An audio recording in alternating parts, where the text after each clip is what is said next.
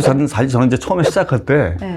이 책 소개라는 직업이 이게 뭐가 부가가치가 있나? 이런 네. 생각했어요. 뭐 네. 내가 쓰는 것도 아니고 남이 써준 책을 읽고 요약한다? 저 약간 한심해 보이더라고, 나 솔직히. 20년 하다 보니까 네. 아, 이거 어마어마한 재산이 된다는 걸 난 요즘 사실 느끼고 있어요. 네. 그런 거 느끼세요?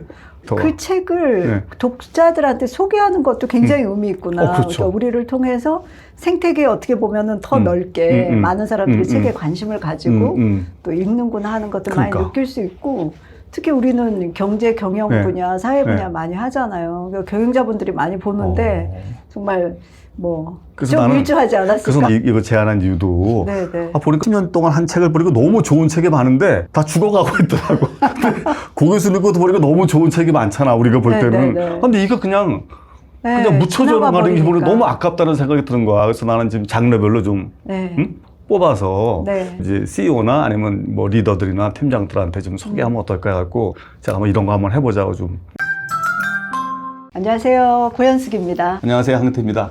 네. 저는 책 소개한 지가 한 20년 넘었고. 저도 13년 됐습니다. 그쵸. 한 교수님 덕분에 책 소개 이렇게 하면서 네. 일어난 변화 얘기 한번 되게 해보세요. 진짜 변화가 많아요. 우선 첫째는 제가 뭐 무슨 비범한 사람은 아니잖아요. 근데 원래 책 읽긴 좋아했지만은 13년 동안 한 달에 2권씩 책을 읽고 요약하고 방송하는 일을 했잖아요. 용불용설이 맞는 것 같아요. 맞아요. 그렇죠. 제가 예전에는 책 한 권을 요약하는데 한 2주 정도 질척거렸거든요. 네, 네. 지금은 어느 수준이 됐냐면은 주말에 한 400~500페이지 되는 책을 한 권 다 읽고 A4 3페이지로 요약하고 딱 끝내고 있습니다. 저랑 비슷하네. 네, 그렇죠. 프로세스가 생겨. 네. 프로세스가 생겨. 저는 생산성이 엄청 높아졌죠. 사실 저는 이제 처음에 시작할 때 이 책 네. 소개라는 직업이 이게 뭐가 부가가치가 있나? 이런 네. 생각했어요. 뭐 네. 내가 쓰는 것도 아니고 남이 써준 책을 읽고 요약한다? 저 약간 한심해 보이더라고, 나 솔직히. 20년 하다 보니까 네. 아, 이거 어마어마한 재산이 된다는 걸 난 요즘 사실 느끼고 있어요. 네. 그런 거 느끼세요? 저도 예전에 네. 고등학교 때 제 꿈이 작가였거든요. 아, 그랬었어요? 근데 작가가 되기를 포기한 네. 이유가 네. 너무 글 잘 쓰는 사람이 많은 거죠. 그래서 포기했는데 네. 제가 이것도 생태계구나라고 어. 느끼는 게 네. 작가들이 재산 위에 있다면 네, 네, 더. 그 책을 네. 독자들한테 소개하는 것도 굉장히 의미 있구나. 그렇죠. 그러니까 우리를 통해서 생태계에 어떻게 보면은 더 넓게 많은 사람들이 책에 관심을 가지고 또 읽는구나 하는 것들 그러니까. 많이 느낄 수 있고, 특히 우리는 경제 경영 네. 분야, 사회 분야 네. 많이 하잖아요. 그러니까 경영자분들이 많이 보는데 정말 뭐 좀 일조하지 않았을까? 그래서 나는 우리 직업을 네. 책의 브로커리지라고 생각해요. 브로커리지. 우리나라는 브로커라는 거에 대해서 의미가 굉장히 안 좋지만요. 네. 미국은 어느 직업이든지 브로커가 있어요. 네, 네. 최근에 내가 아는 그 회사는 이제 김치를 수출하는데 네. 김치를 에치마트라는 데다가 하려면 있죠. 네. 브로커가 있는 거야. 그러니까. 직거래가 안 되는 거야. 이 브로커가 다 잡고 있어서 내가 이번에 LA하고 샌디에이고 거 내가 줄게 이렇게 하는 거야. 근데 미국에서는 브로커가 돈도 잘 벌고 그렇죠. 그다음에 김치도 너무 경쟁자가 많으니까 걔가 다 고르는 거야. 네. 근데 난 책도 그런 생각이 들어요. 나는 고 교수님하고 내 직업이 뭘까? 김치 고르듯이. 김치 고르고 쉽지 책 고르는 게 어렵지. 책을 좀 선별해주는 그러니까. 거. 그러니까 한 교수님은 훨씬 많고 저도 뭐 약간 있지만 우리가 추천하는 책을 글쎄. 조금 더 가치를 두시는 분들이 있으니까 그분들이 일일이 서점 가서 보고 찾기가 어려우니까요. 그래서 나도 이제 CEO들이 많이 상대하잖아요. 그러다 보니까 나는 이제 이 책이 좋아요 하면서도 한쪽으로 뭘 느끼냐면 저분이 이거 읽을 시간이 있을까? 그래서 나 그때 요약본을 보내주거든요. 카톡으로 네네네. 요약본을 보내주면 그렇게 고마워해요. 너무 좋죠. 그래서 내가 지금 고 교수님한테 이거 제안한 이유도 네네. 보니까 10년 동안 한 책을 보니까 너무 좋은 책이 많은데 다 죽어가고 있더라고. 근데 고 교수님 것도 보니까 너무 좋은 책이 많잖아, 우리가 볼 때는. 네네네. 근데 이거 그냥 네, 묻혀져 지나가 가는 기분이 버리니까. 너무 아깝다는 생각이 드는 거야. 그래서 나는 지금 장르별로 좀 네. 뽑아서 네. 이제 CEO나 아니면 뭐 리더들이나 팀장들한테 좀 소개하면 어떨까 해갖고 제가 한번 이런 거 한번 해보자고 좀. 네네. 제가 뭐 완전 불감청 고소원이죠. 글쎄 근데 말이야. 저도 그동안 이제 한 편 한 편은 네. 되게 시간도 들이고 정성을 들여서 잘 소개하려고 노력을 해왔는데 이게 묶일 수 있다면 너무 좋은 것 같아요. 그래서 우리는 축적이 되잖아요. 그렇죠. 독서라는 게 예, 예, 예. 뭐 맥락도 많이 네. 생기고 네. 이 책에 나온 얘기가 그 밑에 무슨 얘기를 하는 건지 다른 책을 읽었기 때문에 우리가 그러니까요. 파악할 수 있는 게 많은데 지적인 뭔가를 지평, 뭐 이 맥락을 만들어주는 데 좋을 것 같아요. 예. 그래서 제가 볼 때 지식은 수집과 분류더라고요. 네. 크게 봤을 때는. 네. 이제 축적을 한 다음에는 축적한 상태로는 너무 이제 쓰기가 어렵지만 그 분류해서 이렇게 뭘 하면 좋잖아요. 네. 그래서 사실 오늘도 이제 할 거는 그 중에서도 리더십 책 중에서도 약간 철학에 관련된 쪽으로 해갖고 보니까 주로 고 교수님이 소개한 책이더라고요. 내가 소개한 책은 별로 없고 그래서 고 교수님 어느 책인지 일단 제목하고 좀 간단하게 먼저 얘기를 하면서 좀 시작해 볼까요? 비즈니스의 하트가 뭐냐? 어울리지 않는 단어네. 네. 비즈니스가 하트는 정말. 네. 네. 그렇게 썼는데 이 사람은 뭐로 갔냐면은 사람들의 잠재력을 끝까지 발휘시키는 것이 경영의 목적이라고 생각했어요. 그래서 거기 이제 위기가 이제 가득 찼을 때 새로 CEO로 온 분이 그 위베르 졸리예요. 사실 되게 이제 다운턴에 완전 적자하고 이럴 때 이 사람이 맡았는데 보통 그러면은 뭐 매장 폐쇄하고 구조조정하고 그쵸. 사람 자르고 하잖아요. 근데 이 사람은 직원들한테 해법을 찾아요. 네, 제가 소개해드릴 책은 하트 오브 비즈니스라는 위베르 졸리의 책인데요. 이 책은 이런 질문을 갖게 합니다. 파산 직전에 회사를 맡아가지고 경영자가 게다가 그 산업에 경험이 없다면 무엇부터 할까?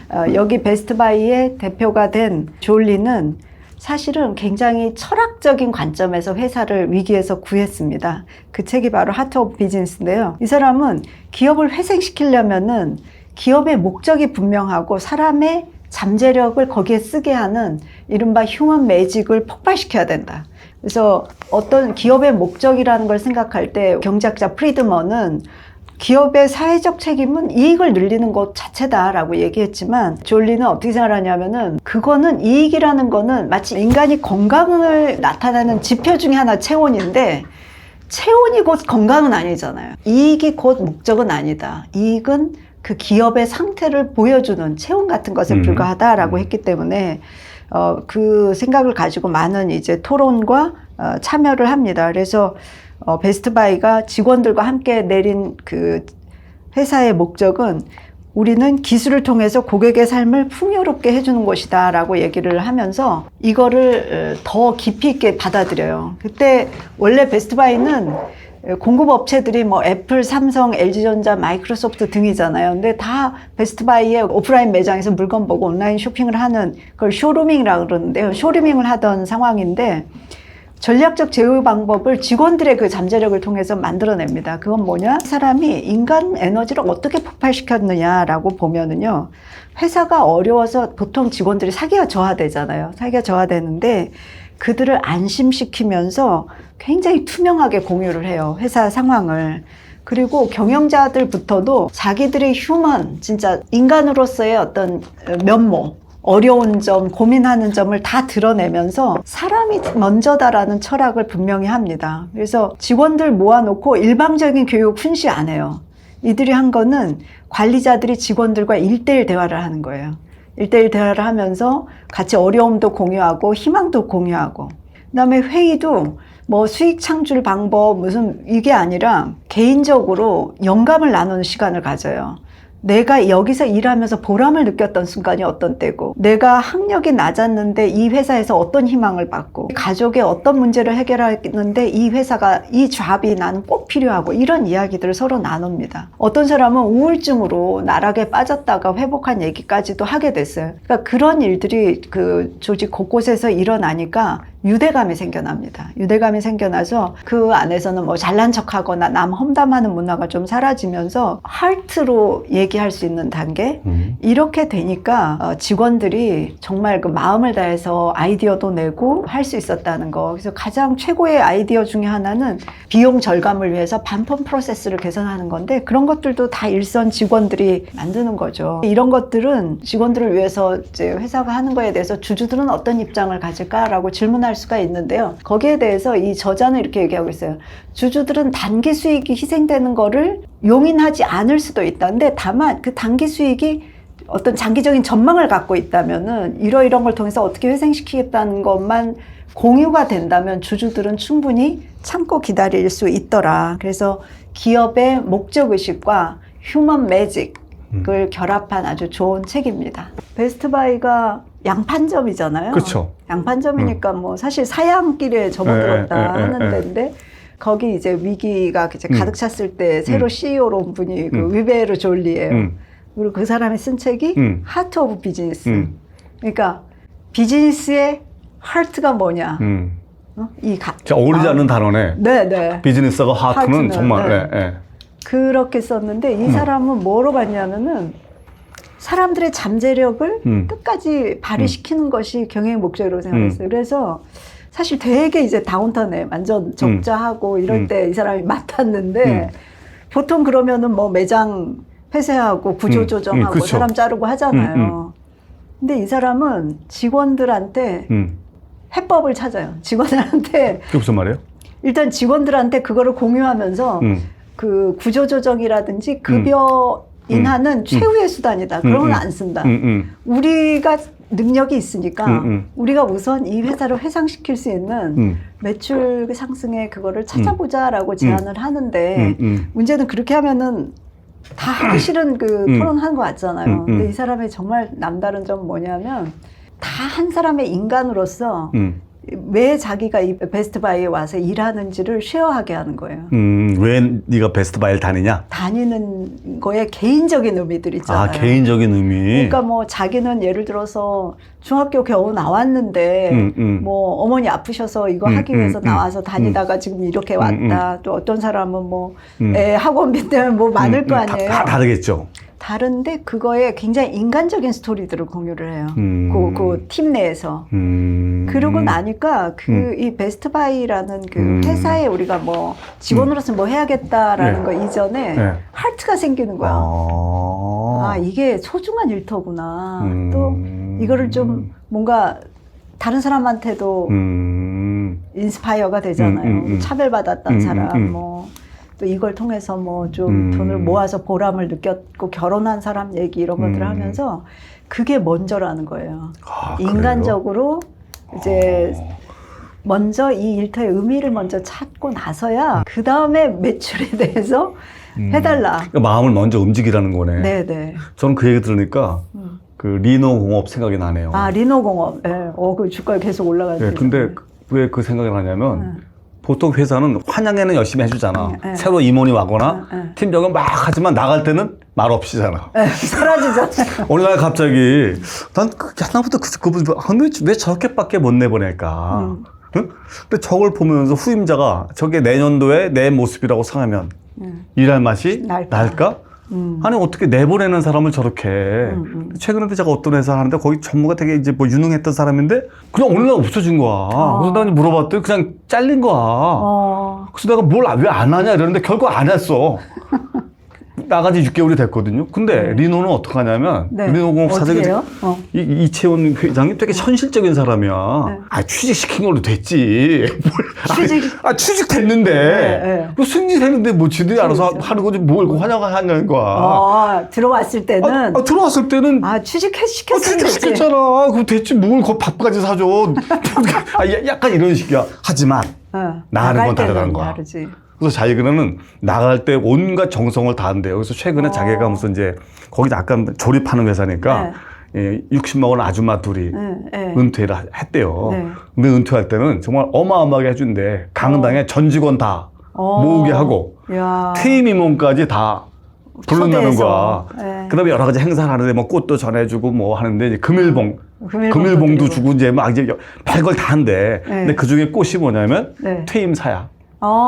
그 분들이. 근데 이제 자기가 했던 건 지난번에 어떤 아줌마는 이제 자기가 30몇 년을 근무했는데 사실은 자기 남편이 죽은 거야. 이제 남편이 병으로 죽고 자기 집이 다 무너지게 생긴 거야. 거기다 아들도 군대 갔다가 와서 군대에서 어떤 이렇게 뭐 다쳐서 약간 이제 불구가 됐는데 자기가 리노공업 덕분에 자기 가족이 무너지지 않았다.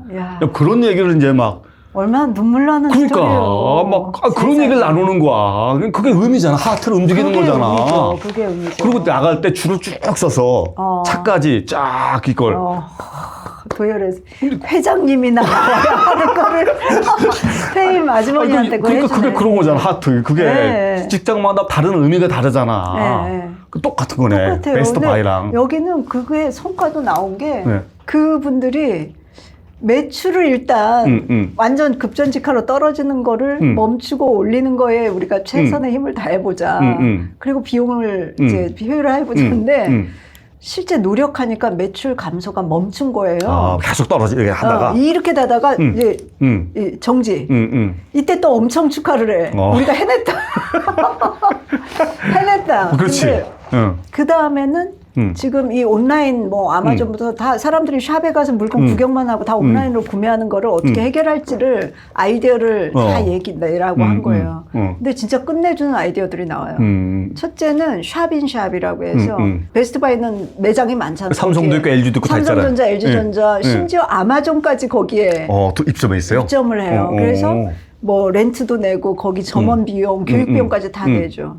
그다음에 제일 끝내주는 아이디어가 직원들이 낸 게 있는데 그게 뭐냐면 제일 많은 비용 세이빙이 반품 프로세스에 있다는 거예요. 반품 프로세스. 보통 뭐 TV 같은 그치. 거 해놓고 흠집 났다고 반품 전화하면 다시 가져가고 새 그치. 거 그 오는데 비용이 엄청난 얼마야? 비용이잖아요. 근데 직원들이 아이디어를 내서 반품 사유를 보고 흠집입니다. 그러면 그러면은 50만 원 현금 바우처로 보내드릴게요. 이렇게 실제로 그거의 10분의 1, 20분의 1도 안 들고 그거를 원래 비용에. 예. 그래서 직원 아이디어구나. 직원 아이디어. 그러니까 그런 식으로 마음을 내서 그러니까. 그 인간을 보고 그거를 모아내는 것에 이제 힘인 것 같아요. 그것도 철학이 있으니까 되지 않아요? 그러니까. 의외로 졸리가 전혀 그런 사람이 아니거든요. 이쪽 산업에 있던 사람이 아닌데도. 그러니까 난 그쪽 산업이 없으니까 그런 아이디어를 내는 거야. 그럴지도 몰라. 정말이야. 나는 그거 굉장히, 난 그거 굉장히 높이 평가해요. 그러네요. 혁신을 일으킬 때는 무지랭이가 와야 된다는 게 내 철학이에요. 사실 이 사람이 너무 준비 없는 상태에서 이제 회사를 나왔는데 열심히 일했지만 3년이 되는 해에 어떤 일이 벌어지냐면 직원 11명이 혈서 쓰고 와서 상여금을 요구하고 정기적으로 승급을 시켜달라고 막 난동을 부리는 거죠. 혈서. 근데 이 사람이 되게 충격을 받는 거예요.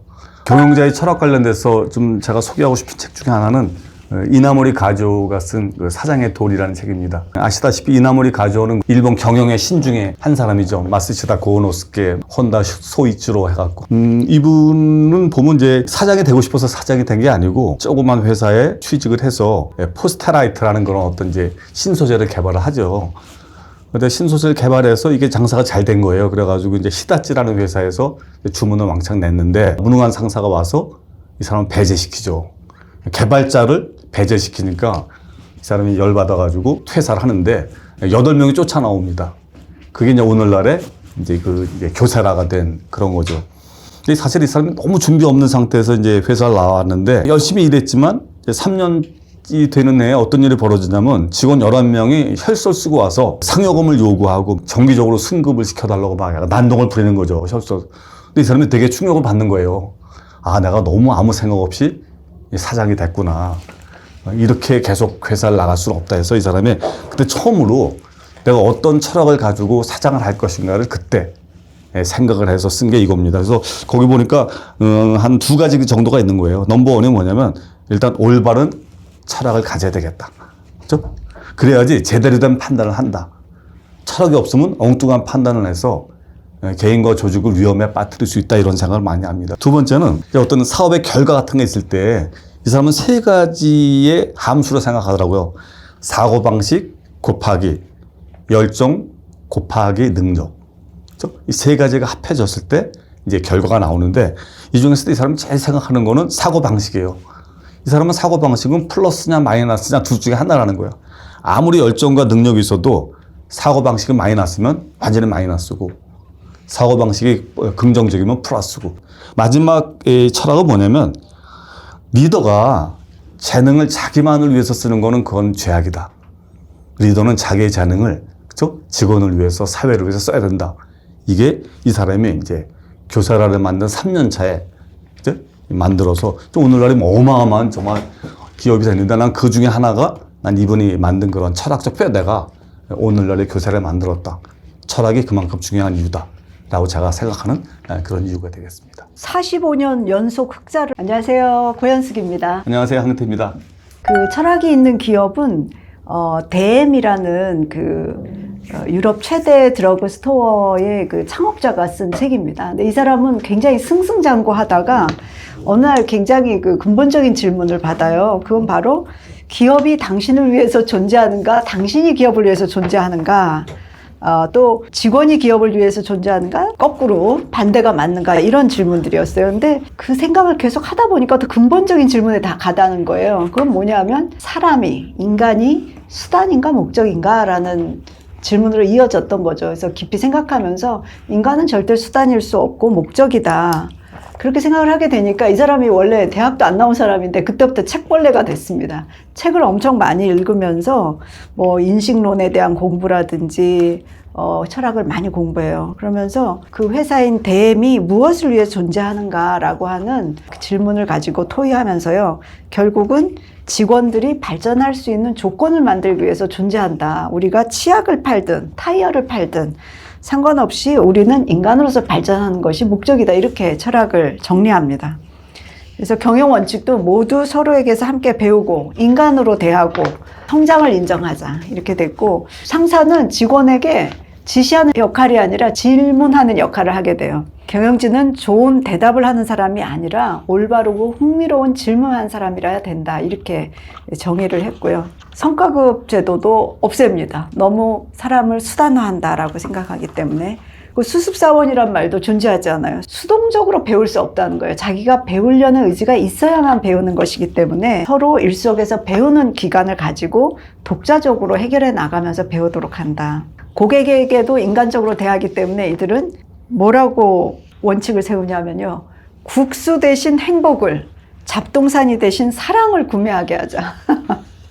그래서 특가 할인이나 뭐 타임세일 같은 걸로 사람들에게 마음을 조급하게 하는 대신에 인간성을 지키면서 구매하는 인간. 근데 DM은 20년 동안 최고의 고객 만족도를 기록해요. 왜냐? 행동과 조직, 기업 문화를 끊임없이 생각하고 그거를 구현하는 그런 것을 했기 때문이고, 인간이 의미를 추구하는 존재라는 거를 경영적으로 구현한 사례가 아닌가 해서 이 철학이 있는 기업의 일독을 권합니다. 손님이 들어올 얘기하면 이 사람이 골라서 줬나 봐요. 약사가. 근데 이게 처음으로 네가 와서 골라라. 매장. 네가 와서 골라라 이렇게 만든 회사라면서요. 예, 그것도 굉장히 혁신이고 이 사람 이게 45년 연속 흑자를 한 회사예요. 유럽 최대 드러그스토어인데 근데 그거 자체가 중요하다기보다는 여기는 정말 철학적인 사고를 한 거예요. 비즈니스를 하는데. 어떻게? 이 사람 이세인데 이렇게 생각한 거예요. 기업이 직원을 위해서 존재하는가, 직원이 기업을 위해서 존재하는가 하는 거. 또 고객을 위해서 기업이 존재하는 건지 기업이 고객을 위해서 그런 질문들을 좀 하면서 굉장히 깊이 있게 생각을 해요. 그래서 이 사람은 우리가 흔히 경영을 잘하기 위해서 하는 여러 가지 마케팅 기법들 있잖아요. 그게 근본적으로 인본주의적이가 아니다라는 거를 많이 알게 돼요. 그러니까 예를 들어가지고 슈퍼마켓이라든지 이런 데 가면은 막 POP 세워놓잖아요. 1+1. 그것도 인간의 약간 매니플레이션 하는 거로 봤다면서요? 네네네. 며칠 안에 안 사면은 이거 끝나면 손해볼 것 같고 막 세일 막 걸어놓잖아요. 근데 그거 자체를 한 교수님 말대로 인간의 어떤 긴급한 마음을 불러일으켜서 쓸데도 없는 거를 그러니까 이거 아니면 안 되겠구나 하고 사기에 욕심껏 그걸 부추기는 게 과연 인간성에게 좋은가. 이 사람은 그렇게 생각한 거예요. 그런 식으로 고객을 하는 게. 이 사람은 기업인이라기보다 그냥 머리 깎고 절에 들어가서 경영을 하는 거. 근데 저는 그 사람이 이 얘기를 하기 전까지 별로 그렇게 생각 안 했거든요. 나도 한 번도 그 생각 못 했어요. 네, 근데 그렇구나 해서 이 사람이 말하는 건 뭐냐면 인간성이랑에 복무하려면은 그렇게 긴급성을 줄 게 아니라 언제든지 갔을 때 글쎄. 좋은 물건을 제일 싼 가격에 할 수 있게 하면 되는 거 아니냐. 안심을 주고. 그래서 여기 뭐 성과급도 없고 뭐 수습사원도 없고 이렇다면서요. 네네네.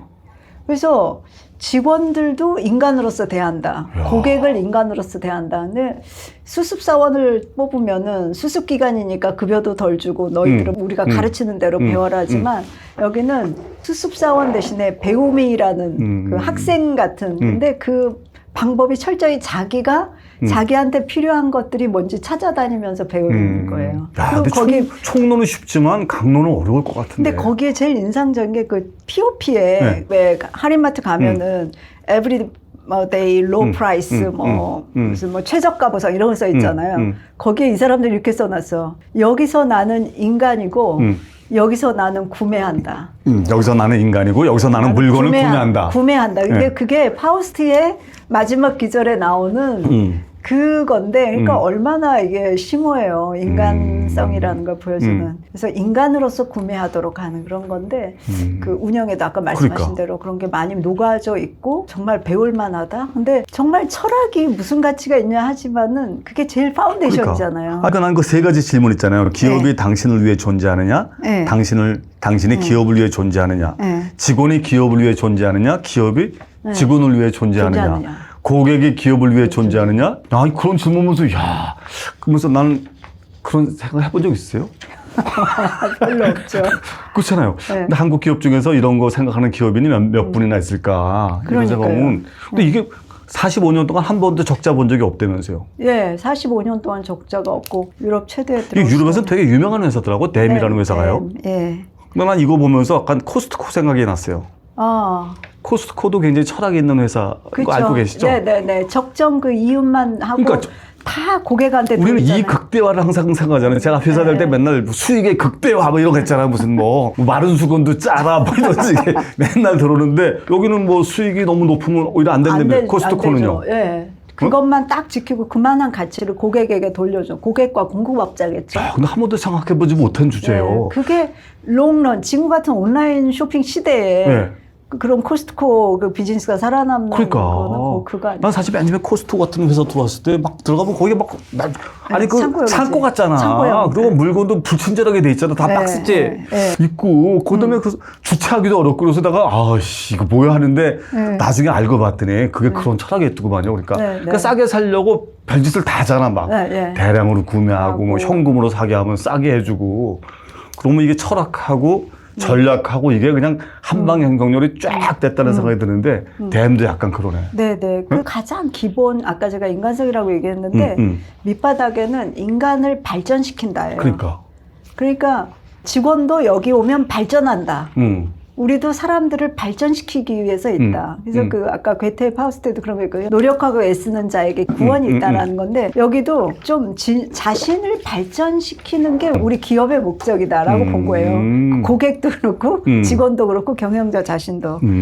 그래서 위계라는 거 있잖아요. 뭐 상사는 일을 시키고 직원은 일을 받아서 해서 낸다가 아니라 일을 연결시켜준다. 우리는 서로 연결돼서 일을 주는 거고 이 사람은 또 그거를 하면서 발전해서 또 넘겨주는 것이지 누가 누구에게 보고하는 게 아니다라는 식의 굉장히 뭐랄까 획기적인 생각을 하는 것 같아요. 근데 철학이 있어서 그런 것 같아요. 글쎄 우리 회사에 와서 네. 네가 이만큼 성장했다 이렇게 생각하는데 보통 회사가 인간 존중을 부르짖는 데는 있지만 그 실제 구현하는 데는 그렇게 많지 않은 것 같은데 혹시 뭐 그런 거 좀 인간 존중에 대한 생각이라든지 아니면 혹시 주변에 그런 괜찮은 회사 생각나는 거 있으신가요? 대엠 얘기 마저 하면은 대엠에서도 성과급 같은 거를 없다면서요? 그거가 인간을 발전시키는데 해가 된다고 보거든요. 왜냐, 그것도 역시 압박감을 불러일으켜. 그래서 조금 매니플레이트 하는 거예요. 그래서 여기서 열심히 하고 성장하고 그만한 정당한 대가를 받아야지 상사가 평가하는 거에 눈에 들기 위해서 뭔가를 하게 되잖아요. 그게 인간성을 되게 왜곡한다라고 보는 거예요. 급이 다르네. 나는 그럼 그동안 우린 뭐야? 내가 평가했어. 압박감을 주고 조련하는 게 경영자의 일이 아니다. 그들이 최대한 발전할 수 있게 권한을 주고 해라 이거고. 경영자들에게 있어서 철학이라는 게 정말 심각하게 자기 주제로 생각할까 하는 거를 저는 얘기해보고 싶어요. 그런 얘기 좀 나눠보셨어? 나는 별로 나눠본 기억이 없어요. 별로 없죠. 그냥 우리 회사 장사 안 된다 뭐 이런 얘기만 했지 철학은 별로 얘기해본 경험이 없는데. 코칭에서는 이런 건 있어요. 그러니까 뭐 이제 팀장이나 임원급 코칭은 어떻든 다음 단계를 위해서 승진도 해야 되고 하니까 그런 개발을 위한 코칭이라고 할 수 있는데 CEO 코칭 같은 경우는 다르거든요. CEO 코칭은 이미 커리어에 정점이 있으니까 자기 철학이 너무 중요해지는 거예요. 그래서 이제 코칭할 때에 개인 기초라고 해가지고 철학, 자신의 생각하는 경영 철학, 또 핵심 가치 이런 것들을 되게 개인 차원에서 한번 작성해 보게 해요. 아, 그래요? 예, 그리고 나서 이제 그거 하고 작성 잘해요? 예? 처음 예. 하는 거라 되게 좀 힘들어할 거야. 힘들어하지만 그러니까 그걸 해보면 알아요. 아, 이분이 얼마나 평소에 생각이 정리가 돼 있는 사람이구나. 너는 그냥 정말 눈앞에 과제만 이제 해결하면서 했구나 하는 거 차이가 나는데 저는 감동받는 경우는 이런 거예요. 어떤 경우에? 그러니까 CEO인데 정말 중요한 가치는 자기 지금 이 당대에 되는 것도 있지만 후대에 어떤 회사를 만들어서 물려주겠다. 그래서 뭐 예를 들어서 정말 좀 지속 가능한 단단한 회사를 만들어서 하는 게 나의 그거고 그러려면 사람들을 어떻게 대해야 된다는 그런 철학이 있는 분이 있어요. 그러면은 어떤 게 비판이 되냐면은 그런 거 있잖아요. 저가수주. 아, 그렇지. 네? 맞아요. 중공업에 있어서 저가수주 해서 일단 당대에 실적은 해놓고 다음 때에 엄청난 부담을 주는 경우 많잖아요. 차기나 차차기 사장이 다 뒤집어 쓰는 거죠. 그런 일을 안 하겠다고 하는 거예요. 근데 그런 그 철학이라는 것들을 좀 가지면은. 야, 근데 그런 철학 되게 좋다. 네. 당대 부경을 누리는 대신 네. 내 후손들이 네. 부경을 누리게끔 하겠다 이런 것들이네. 네네네. 뭐 자기도 잊혀지잖아요. 언젠간 우리 다 잊혀지지만 그래도 그런 선배로 남고 싶다. 이런 게 전 그 얘기 들으니까 이거랑은 약간 거리가 있는데 갑자기 이승만 대통령 생각이 나네. 왜요? 이승만 대통령이 그 한미 방위 조약인가 뭔가 맺었잖아요. 나는 근데 그 전에는 한미 뭐 방위 조약이 이렇게 대단한 건지 몰랐는데. 대단한 건. 근데 그걸 53년대에 만들고 나서 이 일로 인해 우리 대대손손이 엄청난 이제 그 부를 누릴 것이다 하는데 딱 맞잖아. 그렇죠. 70년 이상 하면서 방위비를 줄인 바람에 이렇게 된 거잖아요. 근데 당대는 욕을 많이 먹었잖아. 이승만 대통령이. 아니, 이후에도 욕을 많이 먹었지만. 근데 CEO들 정말 중요한 것 같아요. 제가 요새 보험회사를 하고 있잖아, 보험회사. 근데 보험회사는 문제가 뭐냐면 보험 물건을 팔잖아요. 그럼 그게 5년, 10년 후에 나오는 거야. 그렇지. 훨씬 길다. 싸구려 물건, 그러니까 좋은 물건 있잖아. 그러니까 고객 한테 좋은 물건은 뭐냐면 이제 돈 조금 내고 나중에 많이 받는 게 좋은 물건이잖아. 그러니까 막 팔려면 막 팔면 돼 지금. 자기는 3년 있다 그만두니까 자기 상관이 없는 거야. 그러면 5년, 10년 후에 차차기가 다 그렇죠. 뒤집어 쓰는 거라고. 근데 그런 사람이 많은 거야 대부분 다. 그러네. 라이프 사이클이 긴 데들이 좀 그런. 그러니까 난 CEO를 할 때 CEO를 R&D도 그렇고. CEO하고 R&D 이런 것들은 장기 집권이 필수적이야. 맞아요. 3년으로 끊잖아요? 네, 안 돼. 그건 아니 생각해보세요. 아니 3년 후에 너 이제 성과에 따라 자른다는데 뭐 어떻게 하시겠어요? 야, 빨리 3년 안에 생각을 내야지. 야, 내가 결과 못해. 난 지금이 중요하지. 근데 지금 대한민국이 대부분 다 금융권도 그렇고 대부분 다 3년짜리, 5년짜리가 많잖아요. 많죠. 응? 3년이 채 안 될걸요, CEO. 그러니까 난 철학이 없는 이유 중에 하나도 그래서 나는 자기 목숨이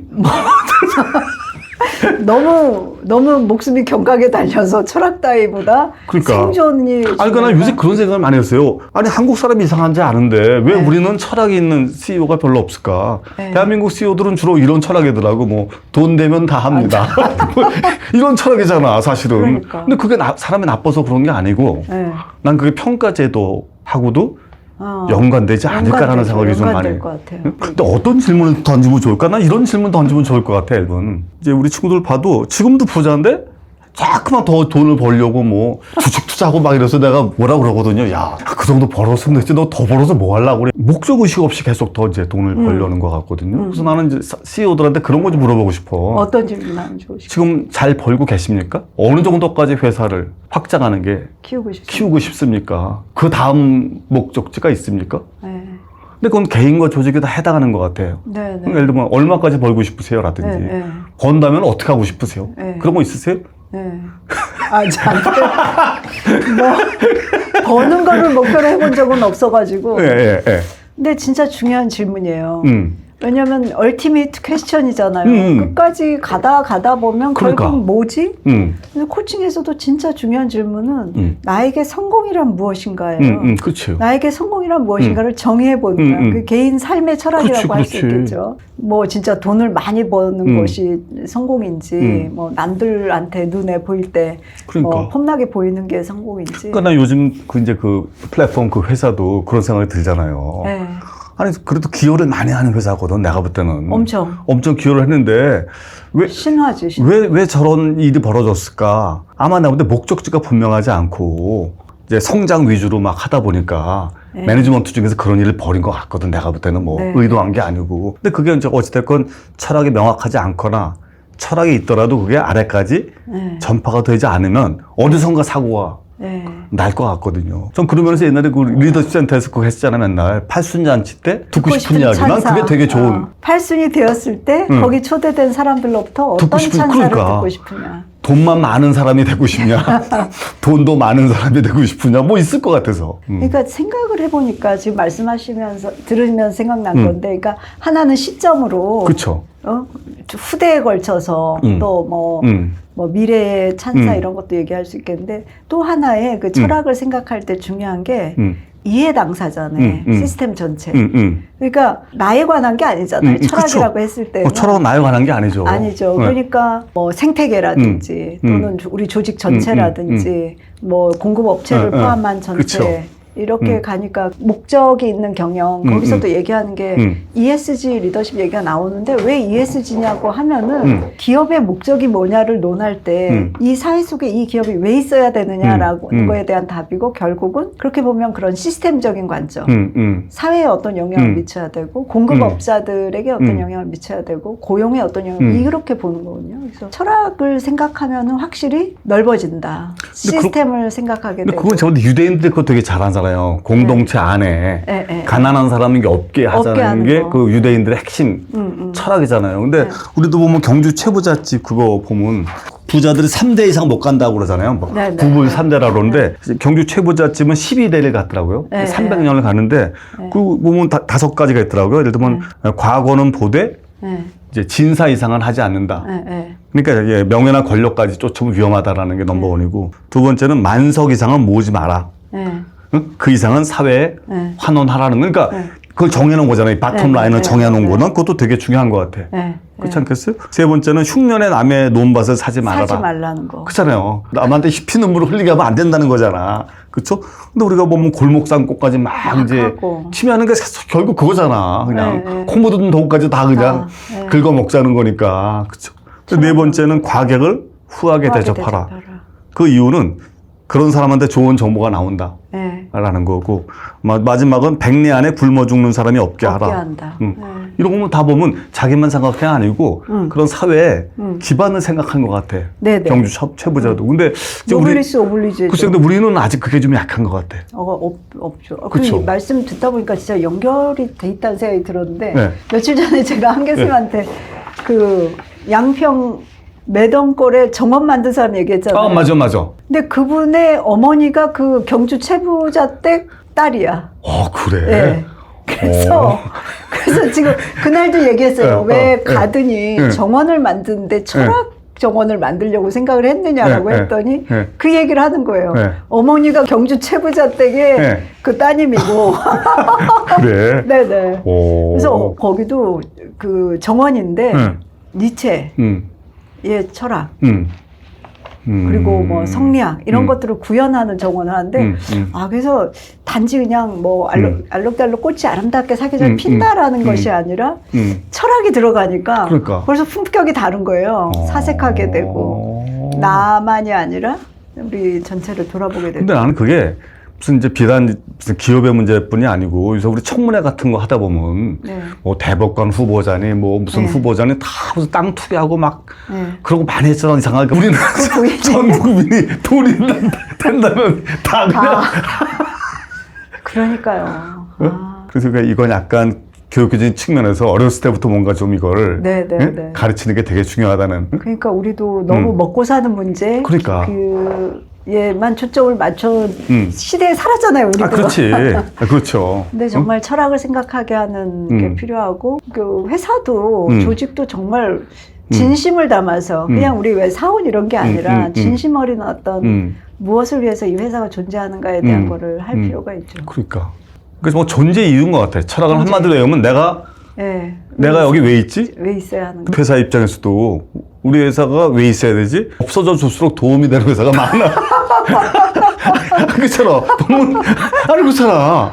아니 공급 과잉이야 어떤 면에서는. 우리 중소상인들도 난 맨날 중소상인들 어렵다 그러지만 대부분 너무해. 아니 커피집이 어떻게 그냥 빌딩이 8개가 있는 데가 있더라. 아, 그게 말이 되냐는 거지 나는 상식적으로. 돈 낸다면 뭐든지 하려. 그러니까 목적이 너무 중요해요. 목적이 너무 중요하죠. 그 이케아 그 누구죠? 그 창업자가 캄플라트인가? 캄플라트. 스웨덴에. 27살에 창업하고 그 회사를. 아 그래요? 근데 그 사람이 창업한 이유가 창업하면서 세운 그 목표가 가난한 사람들도 어포더블한, 그러니까 어포더블한 그 다 감당할 수 있는 비용에 좋은 굿 디자인의 가구를 할 자격이 있다. 그래서 가난한 사람도 살 수 있는 가구 그리고 디자인이 괜찮은 가구를 만드는데 모든 거를 집중한 거잖아요. 그래서 뭐 그 플랫 패키지라든지 그치. 뭐 이런 거. 근데 만약에 어떤 회사가 우리 돈도 좀 있는데 투자 이력 있는데 뭐가 돈이 좀 돼? 가구 회사 어때? 한번 해볼까?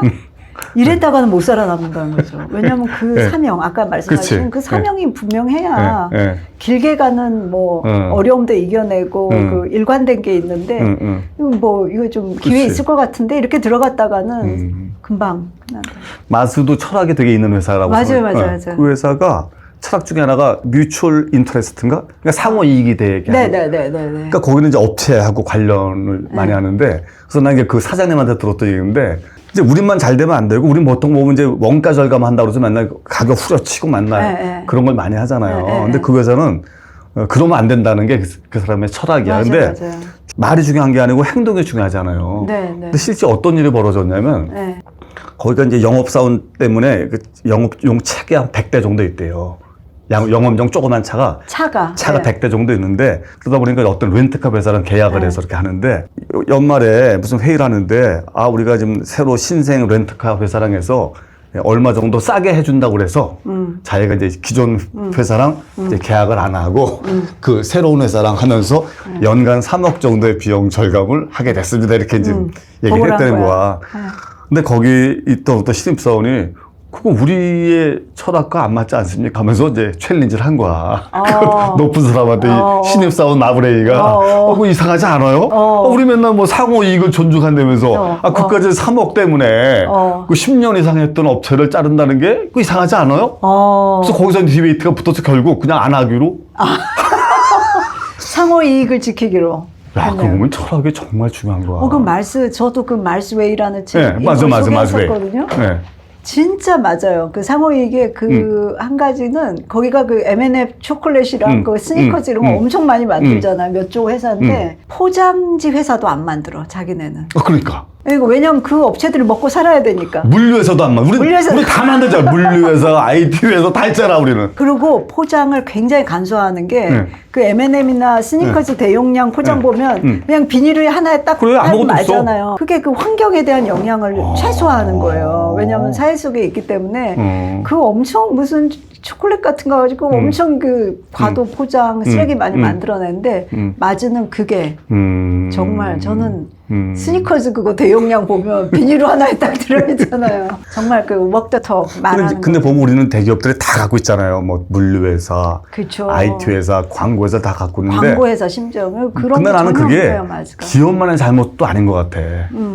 철학이 있어야 되는 거는 기업이나 창업주의 몫이지만 그게 그렇게 할 수 있게끔 환경을 마련해 주는 거는 사회나 정치나 제도의 문제죠. 이네이블러예요, 그거는. 그러니까. 그래서 요새 최근에 밸류업인가 해갖고 뭐가 많이 나왔잖아요. 근데 밸류업이 잘 안 되고 있는 이유 중에 하나가 그 너무 약한 거야. 이네이블링 팩터가 너무 약한 거거든. 약한 거예요. 교수님, 철학이 중요한데 경영자의 철학도 중요하고 기업의 철학도 중요하고 근데 그럼 어떻게 해야 된다고 생각하세요? 좀 현실적인 조언?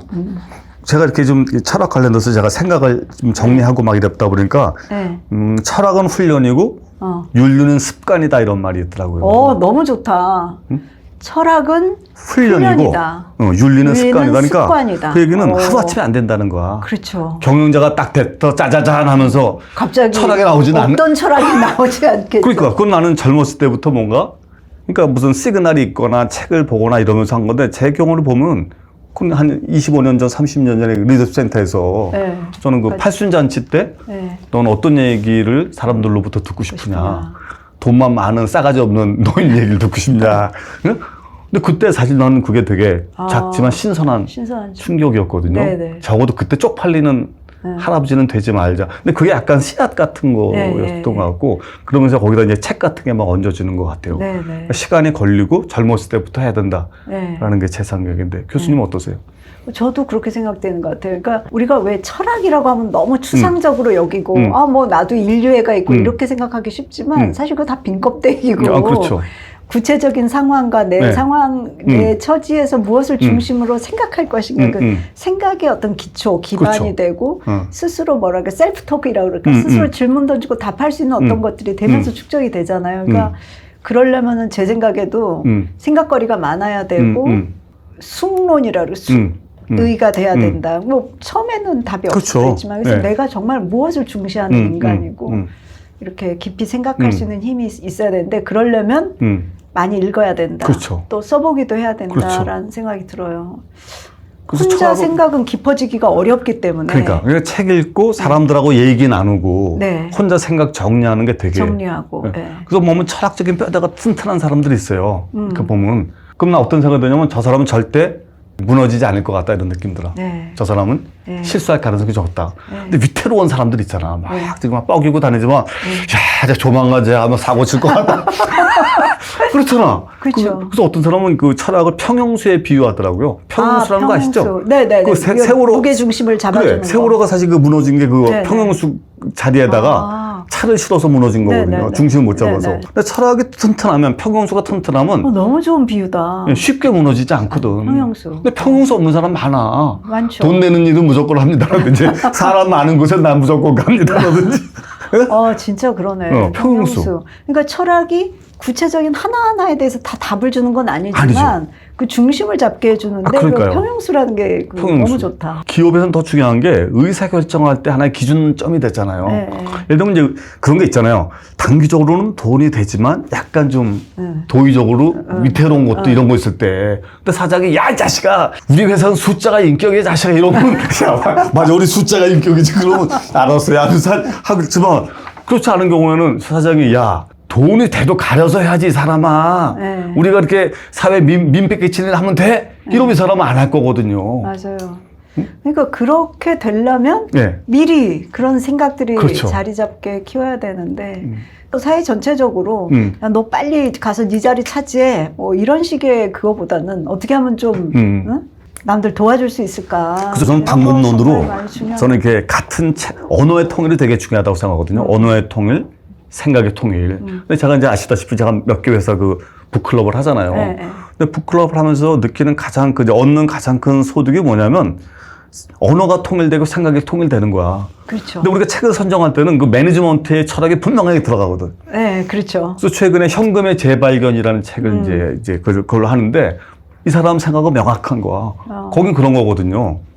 현금의 재발견에서는 경영을 할 때 일단 방향을 분명히 해야 되고 쓸데없는 일을 버리면 안 되고 그 다음에 비용은 굉장히 아껴서 써야 되고 비용을 모았다가 돈 되는 곳이 있으면 아낌없이 R&D하고 M&A 돼서 회사의 가치를 올리고 이런 식이거든요. 분기에 8천억씩 버는데 야, 쓸데없이 왜 사무실을 크게 쓰냐. 타이트하게 쓰자는 거거든요. 근데 이제 그런 책으로 전 임원들이 하잖아요. 그럼 그런 불만이 사라지는 거야. 우리 매니지먼트는 이런 쓸데없는데 돈을 안 쓰는 거구나. 그러니까 나는 철학을 할 때 혼자만의 철학이 중요한 게 아니잖아요. 그렇죠. 직원들하고 공유하려면은 관련된 책을 읽고 거기에 대해서 뭔가 얘기를 나누는 것들이 꽤 좋은 방법이 아닐까? 이런 생각 해봐요. 맞아요. 그래서 한 교수님하고 제가 책을 매개로 책 네. 소개도 하고 글쎄. 책에 대해서 글도 쓰고 이런 것도 해보는 게 의미가 있는 것 같아요. 그래도 조금이라도 책에 관심 있는 사람들을 끌어들일 그러니까. 수 있는. 네, 오늘 아주 즐거웠습니다. 예, 고맙습니다. 감사합니다. 예, 예.